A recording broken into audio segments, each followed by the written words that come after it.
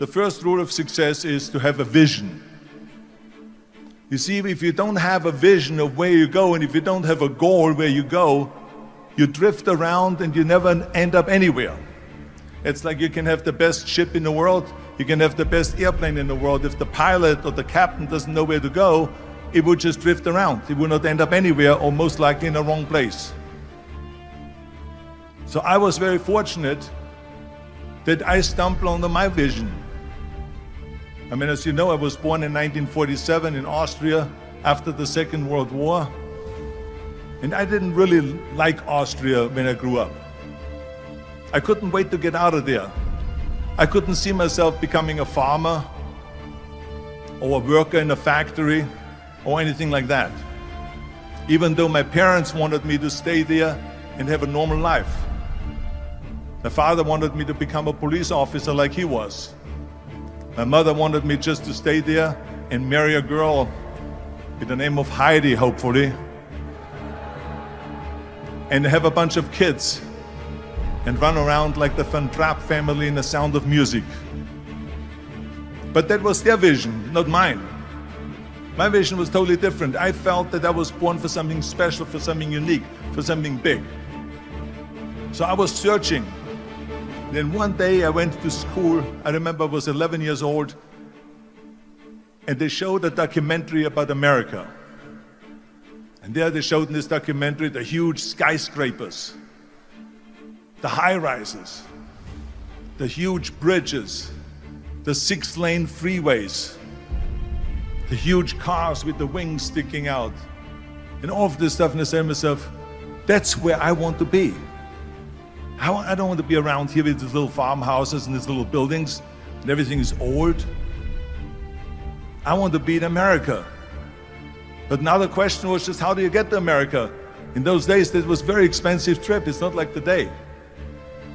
So again, I was very fortunate that one day after school, I walked by a store in Graz, which was called Brühl. And it was the only store that really sold kind of American stuff. So one day, they had jeans there, American jeans. And then they had the Bullwalker. And then they had an expander, and some barbells and some dumbbells and an exercise bench in the window. So I went inside and I looked around and I looked at this stuff, and then I saw a magazine. I saw a bodybuilding magazine that had Reg Park on the cover. Reg Park was then a 3-time Mr. Universe. And I saw him on the big screen as Hercules. And on the cover it said, how Reg Park, Mr. Universe, became the Hercules star. That's what the cover story was all about. So I looked at the cover and I said to myself, I got to get this magazine. So I bought the magazine, I took it home and I read it over and over from the front page to the back. It had everything in there, how he trained, how he was working out in Leeds, England, in a factory town, how he worked out every day for 3-4 hours and became the strongest man of Europe, and how he won Mr. Europe and Mr. Great Britain, and then eventually Mr. Universe, and how he won the second Mr. Universe and the third Mr. Universe, and how he was discovered to play the starring role in Hercules. I read that and I said to myself, wow, this is the blueprint for my life. This is exactly what I want to do. I want to become a bodybuilding champion just like Reg Park. I want to get into movies just like Reg Park. And I want to make millions of dollars and be rich and famous just like Reg Park. Do you know how great it felt that I knew where I was going? Imagine the majority of people don't know where they're going. I knew where I was going, that I'm going to become this bodybuilding champion just like him. So it was just a question of how do you do it? I was so relieved, because when you have a goal, when you have a vision, everything becomes easy. Because remember that in America, for instance, when you study, you will see the percentage of people that like their jobs.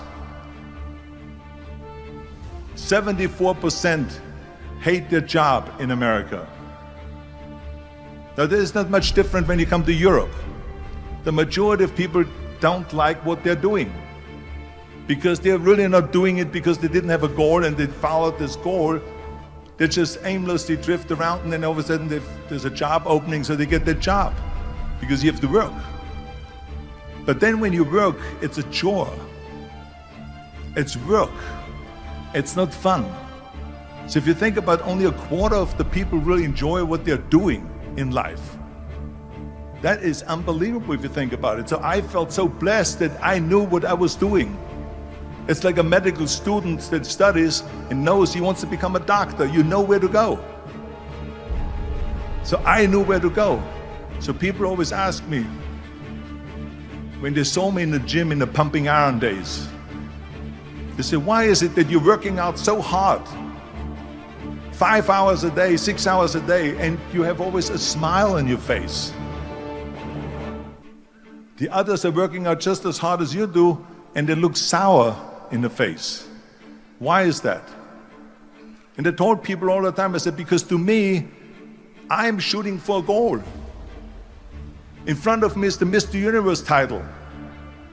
So every rep that I do gets me closer to accomplishing that goal, to make this goal, this vision, turn into reality. Every single set that I do, every repetition, every weight that I lift will get me a step closer to turn this goal into reality. So I couldn't wait to do another 500-pound squat. I couldn't wait to do another 500-pound bench press. I couldn't wait to do another 2,000 reps of sit-ups. I couldn't wait for the next exercise, for the next half hour of posing and all the kind of things that you have to do to be a champion. I felt so great knowing where I was going, and I tell you, it worked. I mean, think about it. And at the end, I was just not visualizing just my exercise, but I was really lifting the trophy over my head. That's what I was thinking about. And with the age of 20, I went to London and I won the Mr. Universe contest as the youngest Mr. Universe ever. And it was because I had a goal. And this is no different than anything else, what I'm talking about. This is not just about bodybuilding. It was the same in acting. I remember when I was doing Conan the Barbarian. I was crawling on the rocks with a sword in my arm, crawling on all four. And of course, being that it's Conan, I didn't have clothes on or anything like that, right? So I was kind of, my knees were bare, my elbows were bare and everything else. I'm crawling on the rocks.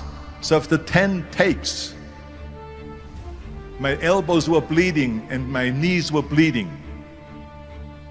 And the director came to me and he said, Arnold, I'm so sorry that you have to go through this, but we need one more take, a close-up of you crawling with the sword towards the camera. Can you handle one more take? And I said to him, I don't know what you're talking about. He says, I'm totally fine. He says, but you're bleeding. I said, because I don't feel it, because I can visualize what the scene will look like in a film. And I'm so excited about this scene. I was visualizing crawling up behind Thulsa Doom, which was played by James Earl Jones. Crawling up behind Thulsa Doom with the sword slowly, and then rising up behind him and whack, cutting his head off.